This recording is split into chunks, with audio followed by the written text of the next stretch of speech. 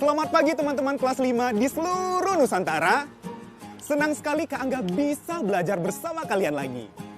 Oh ya teman-teman, teman-teman sudah sarapan dan berolahraga belum hari ini? Kalau belum berolahraga, setidaknya teman sempatkan untuk peregangan otot ya. Yuk sebelum mulai belajar hari ini, kita berdoa terlebih dahulu.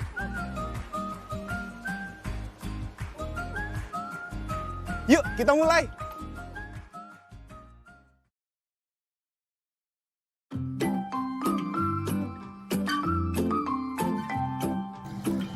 Lebaran nanti kita bakalan mudik nggak, Bu? Memangnya kenapa, Nak? Aku kangen main di sawah.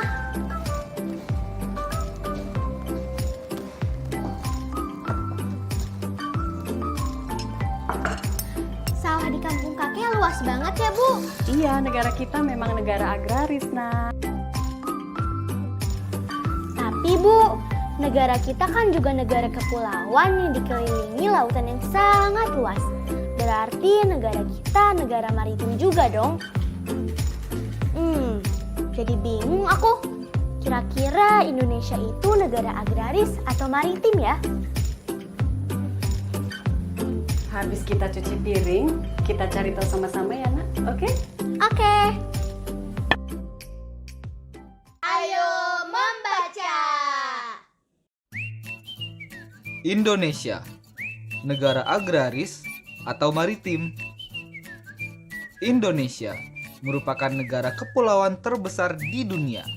Badan Pusat Statistik mencatat jumlah pulau milik Indonesia lebih dari 17.000 pulau.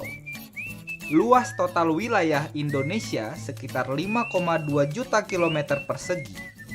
2/3 diantaranya, yakni sekitar 3,3 juta kilometer persegi berupa lautan. Sementara, sisanya berupa daratan. Fakta tersebut menjadikan Indonesia sebagai negara maritim. Disebut demikian karena dikelilingi laut dan memiliki banyak pulau. Indonesia juga berlimpah sumber daya alam laut seperti ikan, minyak bumi, garam, dan lain sebagainya. Kementerian Kelautan dan Perikanan mencatat jumlah nelayan di Indonesia sekitar 1,5 juta orang. Jumlah ini hanya sekitar 1% dari 138 juta orang angkatan kerja. Padahal luas lautan dan potensi kelautan yang dimiliki di Indonesia sangat melimpah.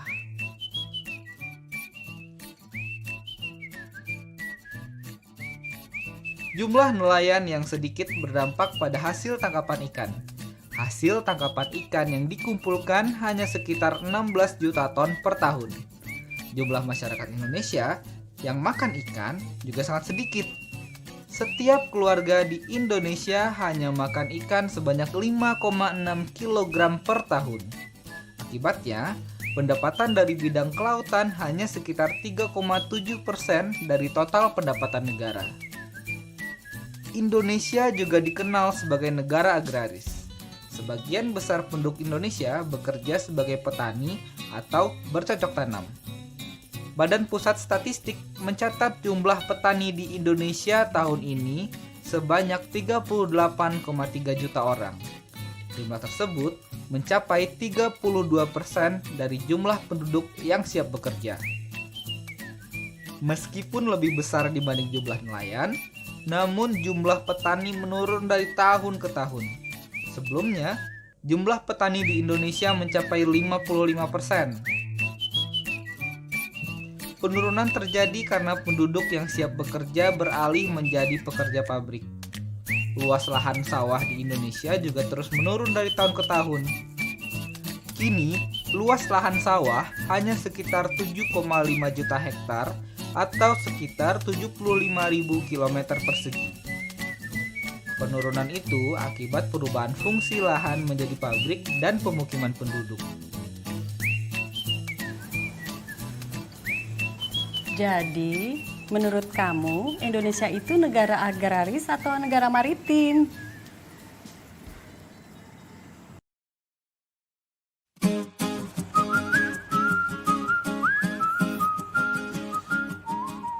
Pertanyaan yang sama nih teman-teman. Jadi, menurut teman-teman, Indonesia itu termasuk negara agraris atau negara maritim?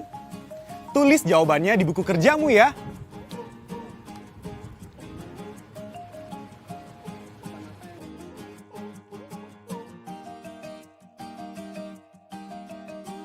Pesan apa yang kamu pahami dari bacaan tersebut? Tulis dengan kalimatmu sendiri ya.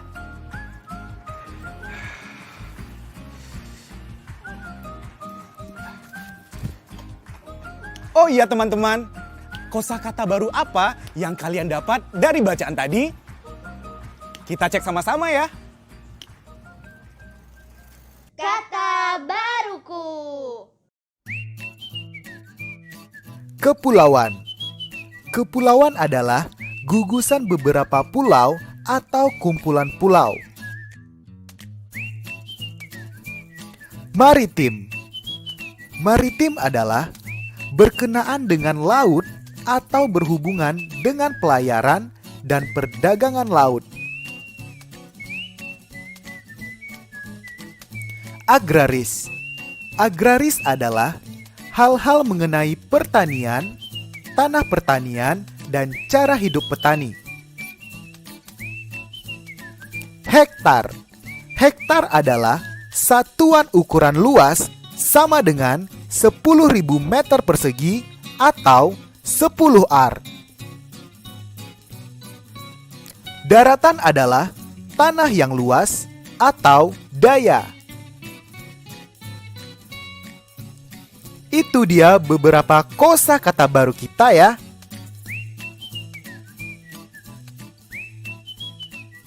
Sekarang Kak Angga punya sedikit games nih.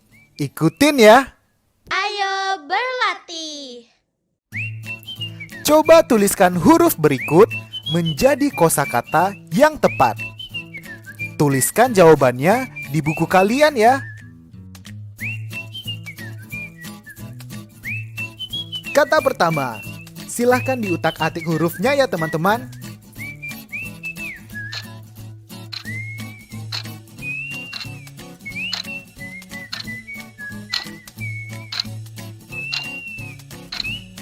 Jawabannya apa ya? Kepulauan.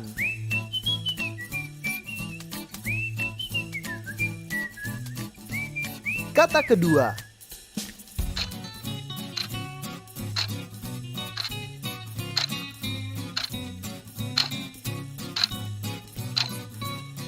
Sudah? Apa jawabannya? Betul, wilayah. Kata ketiga, silakan.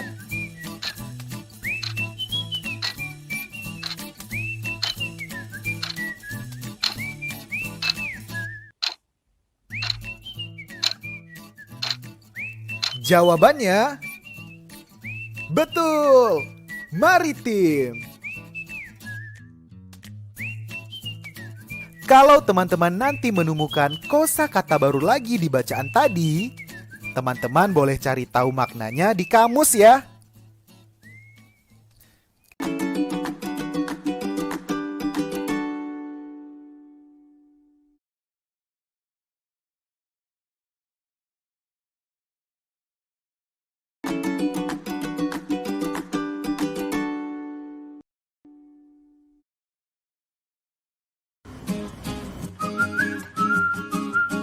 Teman-teman masih ingat kan?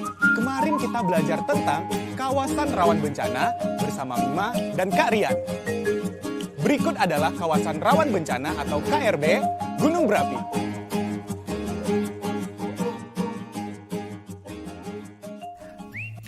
Berdasarkan informasi di gambar ini, di setiap gunung berapi ada pos pemantauan yang berfungsi untuk memantau kondisi gunung berapi setiap saat. Pos pengamatan 1 terletak di sebelah utara gunung berapi dan berjarak 2 km dari gunung berapi. Nah, sekarang coba teman-teman jawab pertanyaan berikut ya. Pertanyaan pertama, rumah Galih berjarak 5 km di sebelah utara pos pengamatan 1. Termasuk zona apakah rumah Galih? Zona merah muda, atau zona kuning?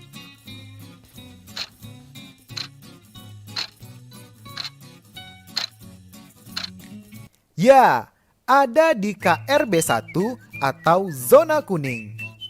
Karena pos pengamatan ada di jarak 2 km utara gunung berapi.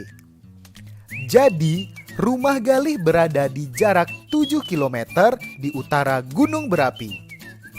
Pertanyaan kedua, rumah Rani tepat berada di tengah-tengah rumah Galih dan pos pengamatan 1. Termasuk zona apakah rumah Rani? Zona merah muda, atau zona kuning?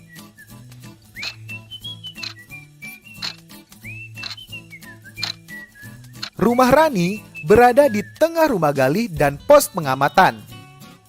Jadi, berada pada jarak 2 km ditambah setengah dari 5 km, yaitu 2,5 km. Jadi, jarak rumah Rani 3,5 km utara gunung berapi, sehingga berada pada KRB 2 atau zona merah muda.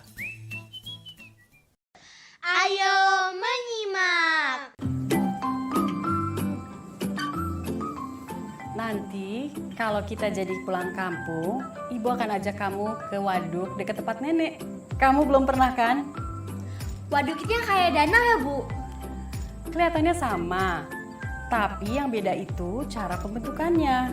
Kalau danau itu terbentuk dari proses alami alam, sementara waduk itu buatan manusia. Danau itu terbuat dari apa sih, Bu? Danau itu terbuat salah satunya dari letusan gunung berapi. Sebentar ya.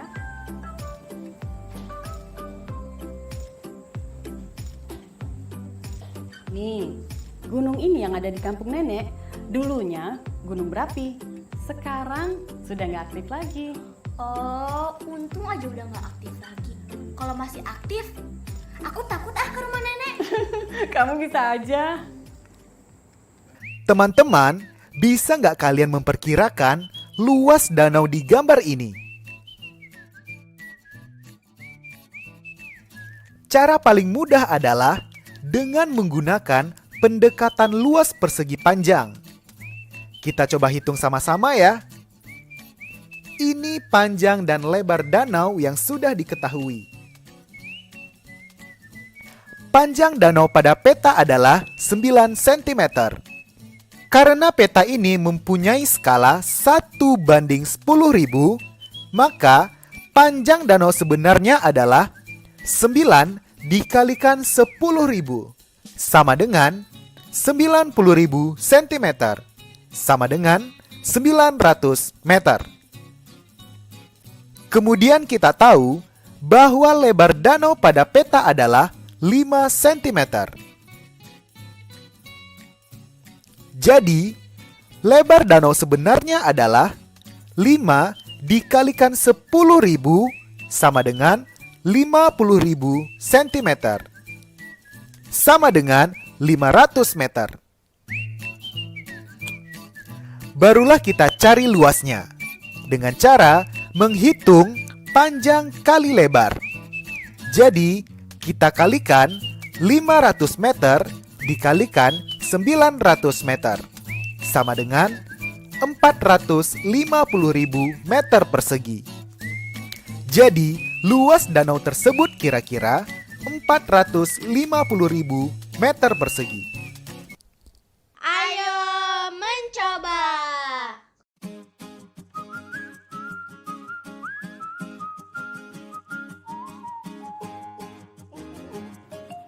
Dulu, Kak Angga suka jalan-jalan bareng teman-teman Kak Angga. Nah, ini foto Kak Angga waktu di danau atau Situ Patenggang di Bandung. Salah satu pemanfaatan danau, selain sebagai ekosistem alam, danau juga sebagai tempat pariwisata. Ada lagi nggak ya manfaat dari danau? Kalau kalian tahu, tulis jawaban kalian di buku kerja kalian ya. Setelah itu, jawab soal berikut ini. Ayo berlatih. Perhatikan diagram batang dan diagram garis berikut ya. Diagram batang dan garis tersebut dibuat dari data yang sama. Amati kedua diagram tersebut ya. Kemudian, salin dan lengkapi tabel berikut di buku kerjamu ya. Berdasarkan data tersebut, jawablah pertanyaan berikut. A. Pulau mana yang memiliki dana yang paling sedikit? B. Pulau mana yang memiliki danau paling banyak? C. Banyaknya danau di Pulau Jawa dan Bali lebih sedikit daripada banyaknya danau di Kalimantan. Menurutmu, mengapa hal ini bisa terjadi?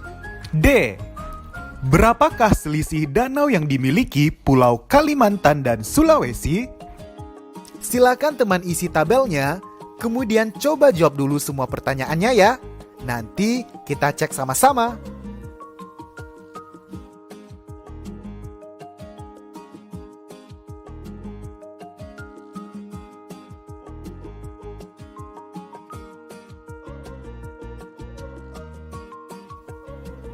Sekarang kita cek jawaban kita ya. Pertama, kita lengkapi dulu ya tabelnya. Berdasarkan diagram batang dan garis yang tadi, didapatkan data sebagai berikut. Pulau Kalimantan memiliki 139 danau. Pulau Sulawesi memiliki 31 danau. Pulau Sumatera memiliki 170 danau. Pulau Jawa dan Bali memiliki 30 danau. Dan Pulau Papua memiliki 127 danau. Nah, sekarang kita coba jawab pertanyaannya. Jawaban poin A. Pulau yang memiliki danau paling sedikit adalah Jawa dan Bali. Jawaban poin B. Pulau yang memiliki danau paling banyak adalah Sumatera. Jawaban poin C. Alasan mengapa di Kalimantan lebih banyak danau adalah karena Pulau Kalimantan lebih luas. Dan jawaban poin D. Selisih danau Pulau Kalimantan 139 danau dan Sulawesi memiliki 31 danau. Sehingga selisihnya 139 dikurangi 31 adalah 108 buah danau.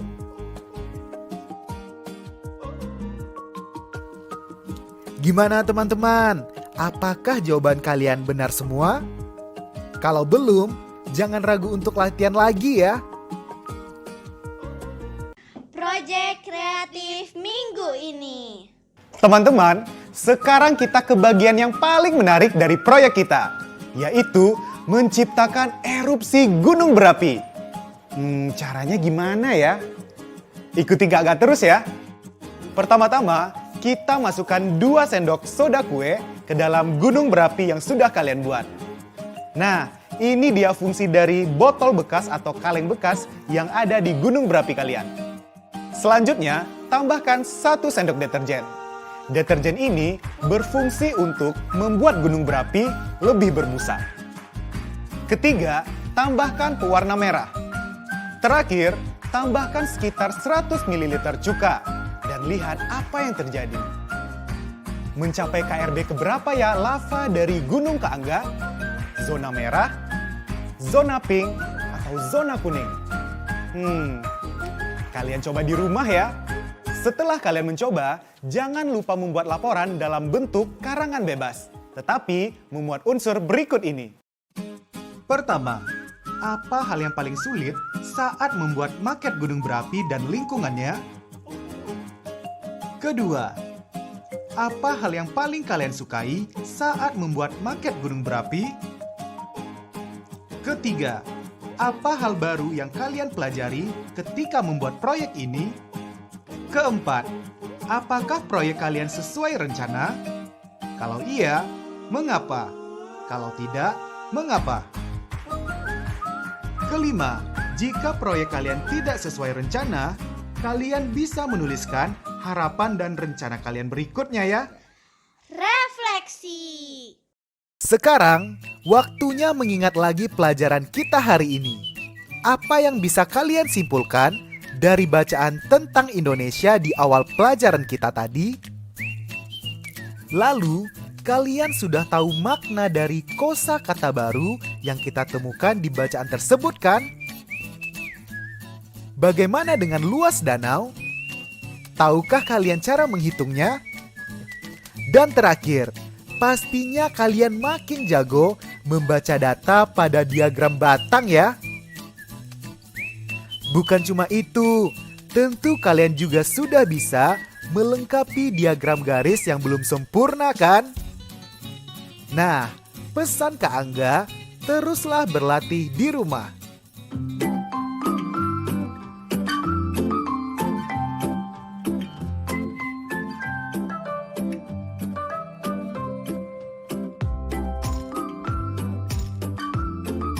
Seru ya teman-teman minggu ini. Selesai sudah pembelajaran kita. Semoga ilmu yang kita dapat hari ini bisa bermanfaat untuk kita dan orang lain. Tetap semangat ya. Sampai jumpa.